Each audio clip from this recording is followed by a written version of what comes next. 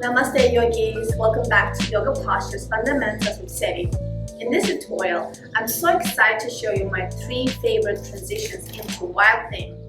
Now the first transition is more basic and it doesn't require much skill in yoga practice. I highly encourage you to warm up your body before attempting this fun posture. Okay, let's begin. We're gonna start with Baby Wild Thing. It's the most basic variation that I found to be effective if you're a beginner to yoga practice. We're gonna start on our knees.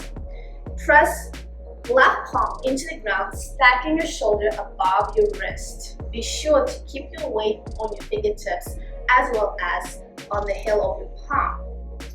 Alright, now bring your right hand by hip bone. Extend your right leg out, keeping your weight on the sole of your right foot. You can also bring your heel down, so it's really up to you, whichever way you like. Now for your bottom leg, either keep your toes tucked in or press the top of your left foot down into the ground very firmly. Assuming you're ready for your Wild Thing, you're gonna begin to pop your right hip up toward the ceiling, rotating your rib cage in the same direction as your right hip.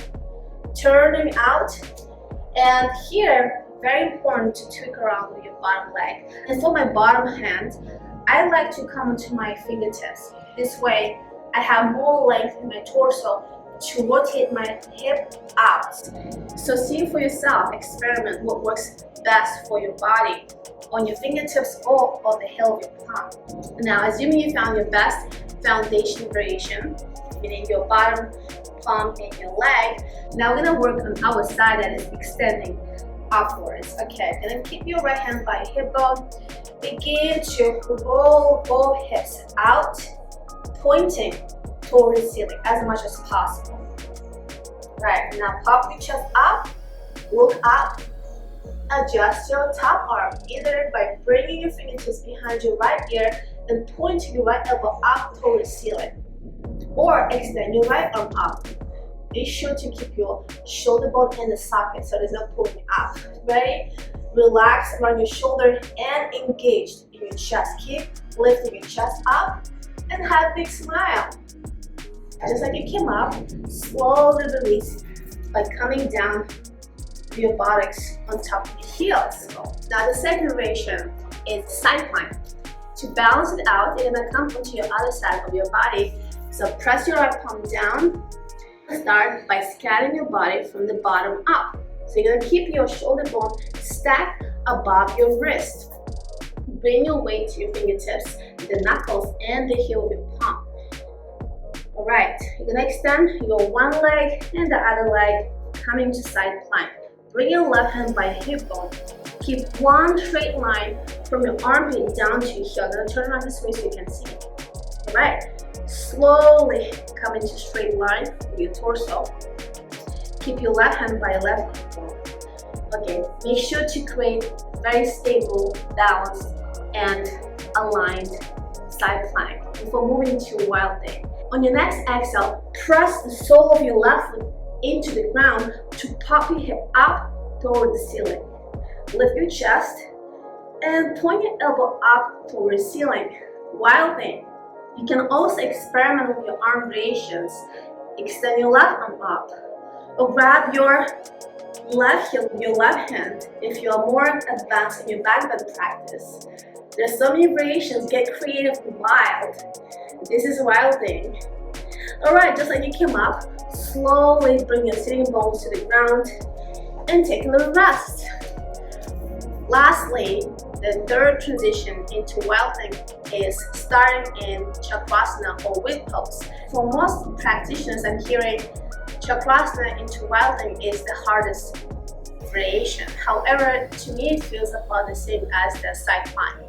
But see for yourself. If you're new to Chakrasana or back bends, be sure to check out the links I provided in the description section below. Right, whichever way you prefer, come into Chakrasana wheel pose by pressing your heels down. Press your left palm down. On your exhale, lift your buttocks off the ground, pop your chest up, and bring your right palm down. Start scanning your body from the bottom to the top. As always, keep your palms as wet as your shoulders. keep your knees stacked above your heels. And be sure your shoulders above your wrists. Alright, be sure to come to proper alignment first. Maybe come onto your fingertips. Add some challenge and big smile.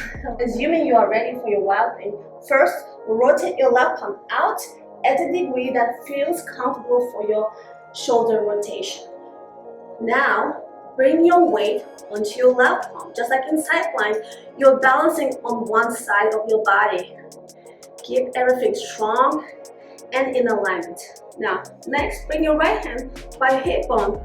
On your exhale, extend your left leg out and pop your hip and your chest up on your exhale. Good. As you notice, I like to keep my weight on the sole of my right foot. This way, I can press my hips higher toward the ceiling. Alright, again, be sure to align your shoulder above your wrist and keep your weight on your fingertips. Keep popping your chest and your hips up toward the ceiling. For your arm rotation, extend your right arm up or bend your elbow, fingertips behind your ear. You can also try to grab your right heel with your right hand. Try different wild thing variations. Get wild. Be sure to keep your left leg straight. Have a big smile. And slowly, just like you came up, come down onto your sitting bones and take a little rest. That was it. I hope you had fun practicing these 3 variations of transitioning into wild thing. As always, be patient with yourself, with your body, and take as many breaks as you need. And most importantly, come back onto your mat every day. Be sure to comment below to share your experiences. And if you have questions or suggestions, I'm here for you. I'll see you next time. Namaste.